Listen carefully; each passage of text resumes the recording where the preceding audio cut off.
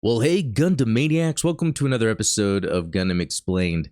And in this episode, we're going to look at the RX line. All right, we're going to start with, the line that kind of was the basis of Gundam, I guess, in a way, the RX-78-2 Gundam, and then the mobile suits that are in that line. Because remember, it's called the RX-78-2. So does that mean there's a 1, a 3, a 4? Yeah, we'll get into that. But before we get started, if you haven't, please subscribe. If you think this is a cool video, give it a like. Check the links in the description for ways you can support the channel. Also, check out our Discord. We have a lot of fun there. Well, let's get started. All right, and here we go. I've created a technical document for this, and I want to give big thanks to Talos Mobius for his help on this. This is actually available for supporters. So, if you're a supporter of the channel, that'll be available on the Patreon or as a link for YouTube members. And if you aren't a supporter, I consider doing that. But we're gonna get into this. So first of all, we're gonna start with the RX-78-1 prototype Gundam. So what's cool about this is I like the color of it as opposed to those primary colors we see from the RX-78-2. So this looks a little more realistic. There's a lot of reasons for the way the color is of the RX-78-2. But actually, just to give some background on this, the RX-78-1 prototype Gundam is the third mobile suit produced under the Operation V, developed at Jabro Military Headquarters on Earth. So that's the Operation V that has the gun tank, the gun cannon. The starting point of the RX-78 series of mobile suits, the prototype Gundam was designed differently from the other Operation V mobile suits models in that it did not place its emphasis on raw firepower like the gun tank and gun cannon. Instead, this mobile suit placed emphasis on fast, close quarters combat similar to the Zaku 2. In addition to thorough reduction in weight, cooling units are installed on the waist and knees to withstand battles in outer space, and a heat-resistant field system is also provided for entry into the atmosphere. So it's interesting to see how, with this mobile suit, the Federation was focusing on close quarters melee combat, but also space use, really to kind of be the answer to the Zaku 2. The RX-78-1 prototype Gundam is also the first mobile suit to feature several new technologies, including the energy cap-based beam rifle, making the Gundam the first mobile suit to pack the firepower of a battleship. Beam sabers and beam javelins for close combat. The prototype Gundam also features the core block system. Unlike the RX-78-2 Gundam, the prototype Gundam's ankle guard, knee armor, and rear skirt armor are simplified to reduce the mobile suit's weight, while the forearm armor was designed with an indent in consideration of integrating the beam rifle with the forearm. The Gundam's calves incorporate an armor separation system for ease of maintenance. The side skirt armor is built with a slide-out holster meant for storing the beam rifle when not in use. That's pretty cool. Reminds me of RoboCop. The backpack was similar to that of the RX-78-2, but without the cowl. The backpack's basic structure, such as thruster and beam saber arrangement, was the same as its successor. So, what led us to the RX-78-2 was a badass looking mobile suit. Even looking at the beam saber or beam javelin, I kind of like that that sort of type of close quarter weapon to use. Just pretty cool mobile suit in general. All right, so the RX-78-2 Gundam, yeah, this is the first Gundam. In terms of the whole franchise and whatnot. This is the one. This is the V-fin, the pivotal one.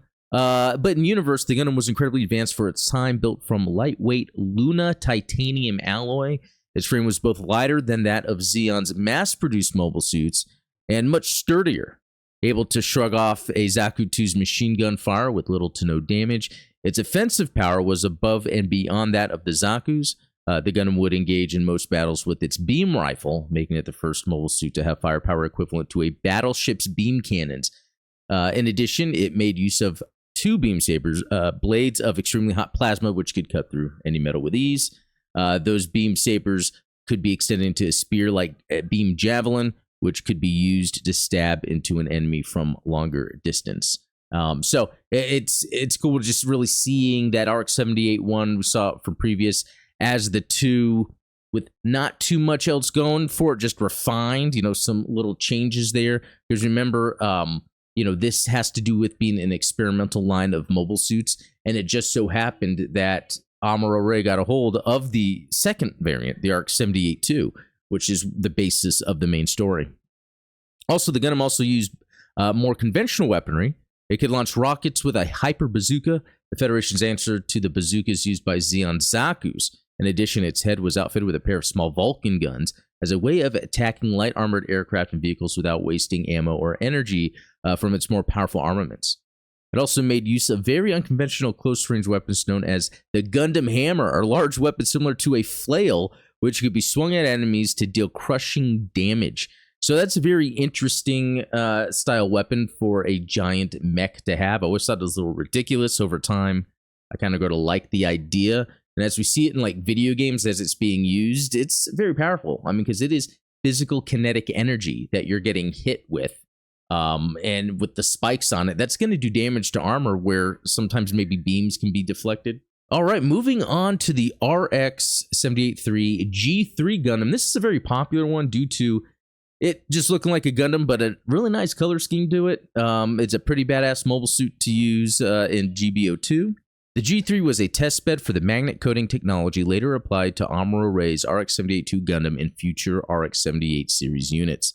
It was equipped with the NICN system, the newest version of the learning computer that was also used in the Alex.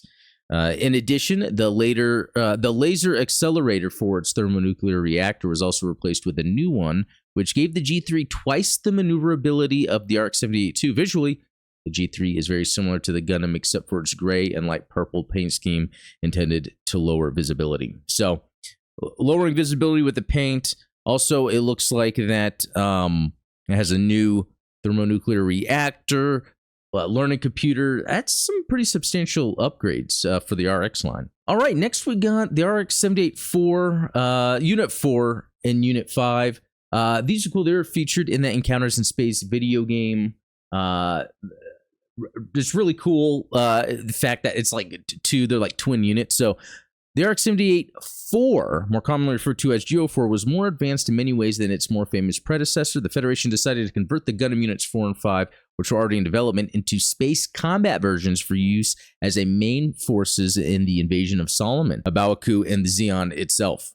These machines, based on the RX-78-2 and the replacement of the backpack and the addition of thrusters and propellant, raised their mobility by roughly 40%. Their operating time was also extended, and it was anticipated that they would produce great combat results during lengthy battles, especially in attacks on space fortresses. Yes, if you're going to make something more for space combat, it should do good in space. The biggest change was the elimination of the core block system.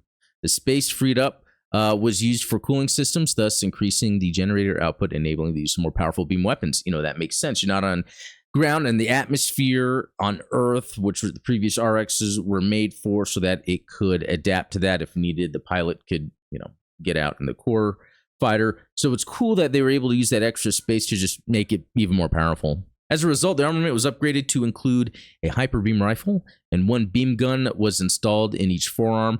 Plans were also made to equip Unit 4 with a powerful long-range mega beam launcher. Thus, its generator output was further increased, its cooling systems were enhanced accordingly, and the design of the cooling fins in its chest was changed. Like the Unit 5, the Unit 4 can be outfitted with a booster pack, which extends its operational range and time. Man, they really went out with 4 and 5. They are pretty badass mobile suits, actually. So, to move on from the 4, although the GO5 is basically the same as the 4, the O5's cooling mechanisms and generator are less powerful, resulting in its chest ducts having a different shape. On the other hand, GO5 has fewer experimental elements than the 4, so it has more stable operation. The O5 can be outfitted with a booster system that extends its effective range and operating time. So that kind of makes sense. Once you get from 4 to 5, 4 had more experimental features still on it, as this was an experimental line to begin with. And we get to the 5, so it's a more refined version of the 4. So that completely makes sense. All right, so now we get to the RX-78-6 Mudrock. So based off the combat data of the RX-78-2, the Mudrock Gundam was designed to address the biggest shortcoming in the former's design, a lack of weaponry once the Gundam's primary beam rifle was out of energy. We've seen that happen many times with Amuro when he's fighting and when he's in battle, when the energy runs out in the rifle. Although we see that typically with a lot of mobile suits, actually. So it's always cool when you have a mobile suit that has a lot of different weapons on it. I noticed when I play GBO2, for instance, If I have to wait for something to recharge, I'm kind of like hiding out. But if I have multiple weapons I can switch through them. To get around this limitation, the Mudrock was built as a sustained combat unit with higher firepower. It has a new beam rifle backed up by a pair of arm-mounted grenade launchers and a pair of 300mm cannons, inspired by the RX-78-2 gun cannon. To further increase the Mudrock's staying power, it has improved frontal armor and also retained the Gundam's beam sabers and head Vulcans. The added payload wound up increasing the suit's weight by roughly 1/3. To prevent this from affecting the suit's mobility, the Mudrock had a reactor with higher output and a large backpack, and the legs are fitted with movable thrusters. So we got the additional thrusters. We have kind of the Alex-looking thrusters on the legs. And then, yeah, I like the idea of getting some of the gun cannon firepower, because it was still part of the Operation V, if you think about it, the RX-78 line. And so, yeah, they're probably borrowing elements from each other as they're trying to find the best mobile suit during the one-year war. All right, the RX-78-7 7th Gundam. Design of the RX-78-7 7th Gundam received feedback from the FSWS plan. That might need to be a later video, actually, because I can't say I know too much about that. As such, it was designed from the ground up to equip full armor option parts, namely the FA-78-3 and the HFA-78-3 options, and has mount latches for optional parts all over its body. It has a higher generator output than the Gundam units 1 through 6, which, coupled with sub-generators within the armor parts, allow it to operate with no loss in power, even when equipped with full armor options. So that's something else. Like if you kind of look up the 7th, look at the model kits, there's the different variants you might see because some of it has more armor to it, as described here. It is equipped with a number of advanced features, including magnet coating and prototype panoramic monitor. Though this was replaced with a standard cockpit in 0081, its performance is roughly on par with the Alex. So you would think, yeah, by that time, I guess Alex being an offshoot Gundam-style mobile suit, the later iterations of the RX-78 line would incorporate that, as we even saw with the Mudrock. So, yeah, this is a great-looking suit, by the way. It almost seems like a more modern reinterpretation of the RX-78 too. And so if interested, I have the sources up. Really, a lot of it was from the Gundam Wiki, also some pictures from a Gundam Battle Operation 2, because they do a good job of like interpreting like a modern look for each one of these suits. And also, again, shout out to Lord Mobius for the help with putting all of this together. And so there you have it. That is the RX-78 line, pivotal to Gundam, and it's cool how we see them carry out into the future. Is there an 8? Is there a 9? We haven't heard yet, but you never know. Bandai could make that up.